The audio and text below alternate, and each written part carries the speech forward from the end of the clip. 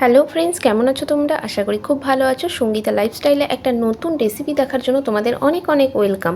আজকে নিয়ে এসেছি ঈদ স্পেশাল খাসির মাংস, বড় বড় আলু দিয়ে পাতলা ঝোল। এইভাবে রান্না করলে কিন্তু বাড়িতে গেস্ট আসলে ঈদের দিন তারা কিন্তু খুশি হয়ে যাবে। আর আজকে এই রেসিপিটা কিন্তু খুব সহজভাবে আমি তৈরি করেছি। তো চলুন দেখে নিই আজকের রেসিপিটা আমি কিভাবে তৈরি করছি। আর এই রেসিপিটা তৈরি করার জন্য আমার যা যা উপকরণ লেগেছে আমি একে একে আপনাদের সাথে শেয়ার করব। কাশ্মীরি রেড চিলি পাউডার, জিরে গুঁড়ো, ধনে গুঁড়ো আর হলুদ, আর সাথে নিয়েছি গোটা জিরে, গোটা গরম মশলা, তেজপাতা আর গোটা শুকনো লঙ্কা। এগুলো দিয়েই কিন্তু আজকে খাসির মাংসটা রান্না করব। একটা পেস্ট আমি তৈরি করে নেব মশলার। তার মধ্যে দিয়ে দিচ্ছি বড় বড় সাইজের দুটো পেঁয়াজ। পেঁয়াজটাকে ভালো করে একটু পেস্ট করে নেব। আর ঝালের জন্য এখানে ব্যবহার করব কাঁচা পাকা লঙ্কা। আপনারা চাইলে লঙ্কার পরিমাণটা আপনাদের মতোই দেবেন, ঝাল যে যেরকম খাবেন সেই রকমই অনুযায়ী দেবেন। আমি বেশ অনেকটা ঝালের জন্য দিয়ে দিলাম কাঁচা পাকা লঙ্কা আর 10 কোয়ার মতো রসুন। রসুন একটু বেশি করে দিলে কিন্তু খাসির মাংসে খেতে খুব ভালো লাগে। আর 6 টুকরোর মতো ছোটো ছোটো করে কেটে নিয়েছি আদা। তো চলুন এটার পেস্ট আমি তৈরি করে নিই। আর খাসির মাংস রান্না করব, বড় বড় আলু দেবো না, তা কী করে হয়। আর আলু কিন্তু সবাই অনেক পছন্দ করে। তো সর্ষের তেলে কিন্তু আজকে রান্নাটা করব। তো আলুগুলোকে এবার খুব ভালো করে ভেজে নেব। খাসির মাংসে বড় বড় করে আলু দিলে খেতে কিন্তু দারুণ লাগে। সামান্য পরিমাণ লবণ দিয়ে দিলাম আর সামান্য পরিমাণ হলুদ গুঁড়ো দিয়ে দিচ্ছি। দিয়ে এবার খুব নাড়াচাড়া করে ভালো করে একটু লাল লাল করে আলুগুলোকে ভেজে নেব। আলুটা একটু লাল লাল করে ভেজে নিলে খেতে কিন্তু অনেক ভালো লাগে। বন্ধুরা, আমার কিন্তু আলু ভাজা হয়ে গেছে। এরপরে আমি তুলে নেব। আর যে মশলাটা আমি তৈরি করে নিয়েছিলাম, আদা, রসুন, কাঁচা লঙ্কা আর হলো পেঁয়াজ, এটা ভালো করে বেটে নিয়েছিলাম। আর এইদিকে আলুটাও ভাজা হয়ে গেছে।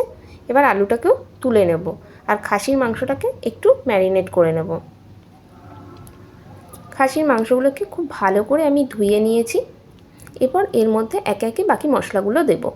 একটু লেবুর রস দিয়ে দিলাম, তাতে কিন্তু খাসির মাংসটা খুব সহজেই সেদ্ধ হয়ে যাবে। আর অনেকেই বলে খাসির মাংস খেতে গন্ধ লাগে, তো এইভাবে রান্না করলে একটু লেবু দিয়ে দিলে আর কিন্তু গন্ধ লাগবে না। আর বেশ কিছুটা কুচিয়ে রাখা পেঁয়াজও আমি দিয়ে দিচ্ছি।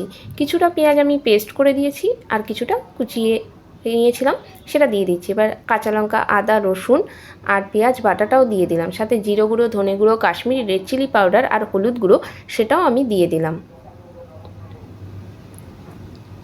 এরপরে বেশ অনেকটা সর্ষের তেল দিয়ে দিলাম। টা দিয়ে খুব ভালো করে এবার মেখে নেব। এই কাজটা কিন্তু হাত দিয়ে করলেই বেশি ভালো হবে। খুব ভালো করে মেখে নিয়েছি আর 1 ঘন্টার মতো রেখে দিয়েছিলাম। এরপরে আমি গোটা গরম মশলা, গোটা জিরে আর তেজপাতা, শুকনো লঙ্কা ফোড়নে দিয়ে দিয়েছি।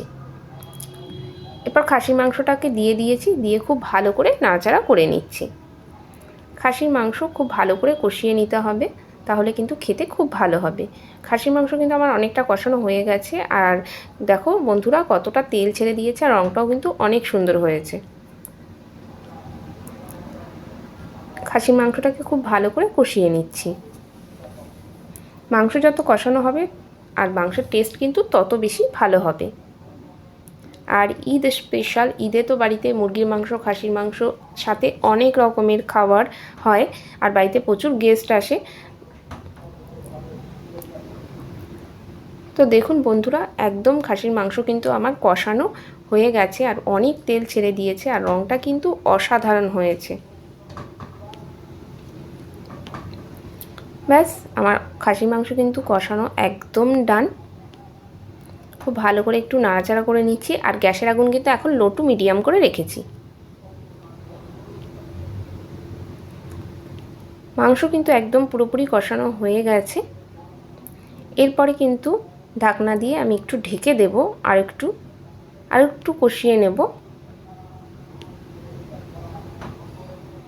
আবারও ঢাকনাটা তুলে দিচ্ছি। মিনিট 5 মতো আমি ঢেকে রেখে দিয়েছিলাম।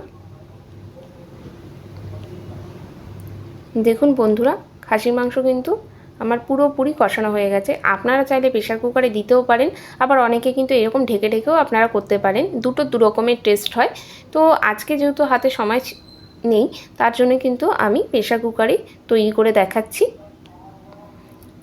প্রেসার কুকারের মধ্যে এবার মাংসটাকে দিয়ে দেব। খাসির মাংস এইভাবে যদি রান্না করা যায়, সবাই কিন্তু চেটেপুটে খুব ভালো খাবে। আর এইভাবে রান্না করলে কিন্তু একদমই গন্ধ লাগে না। অনেকেই বলে খাসির মাংস থেকে একটা স্মেল আসে, তো এইভাবে যদি রান্না করা যায় তাহলে কিন্তু আর সেইভাবে গন্ধ কিন্তু আসে না, তাহলে কিন্তু আপনারা খেতে পারবেন। এবার একটা রসুন দিয়ে দিলাম। অনেকেই কিন্তু খাসির মাংসে এইরকমভাবে রসুন পছন্দ করে। আর বেশ কিছুটা আমি পেঁপেও এর মধ্যে অ্যাড করে দিচ্ছি। আপনারা চাইলে এখানে নাও দিতে পারেন, পেঁপে দিলেও বেশ ভালো লাগে খেতে। খাসির মাংসের পাতলা ঝোল গরম গরম ভাতের সাথে এইরকমভাবে খেতে কিন্তু দারুণ লাগে। আর ভেজে রাখা আলুগুলো সব দিয়ে দেবো। ভেজে রাখা আলুগুলো বেশ দিয়ে দিচ্ছি। আর এরপর কিন্তু আমি এর মধ্যে গরম জল দেবো। উষ্ণ উষ্ণ গরম জল দিচ্ছি, ঠান্ডা জল না দেওয়াই ভালো। গরম জল দিয়ে বেশ এবার 4 থেকে 5টা সিটি মেরে নেব, তাহলেই কিন্তু আমার খাসির মাংস রেডি হয়ে যাবে। বন্ধুরা 4 থেকে 5টার মতো আমি সিটি দিয়ে দিলাম। এবার ঢাকনাটা খুলে আপনাদের দেখাচ্ছি ফাইনাল লুকটা। দেখুন কত সুন্দর হয়েছে রঙটা। একদম খাসির মাংস তৈরি আমার, লাল লাল পাতলা ঝোল। দারুণ লাগবে, জমে যাবে খাবারটা।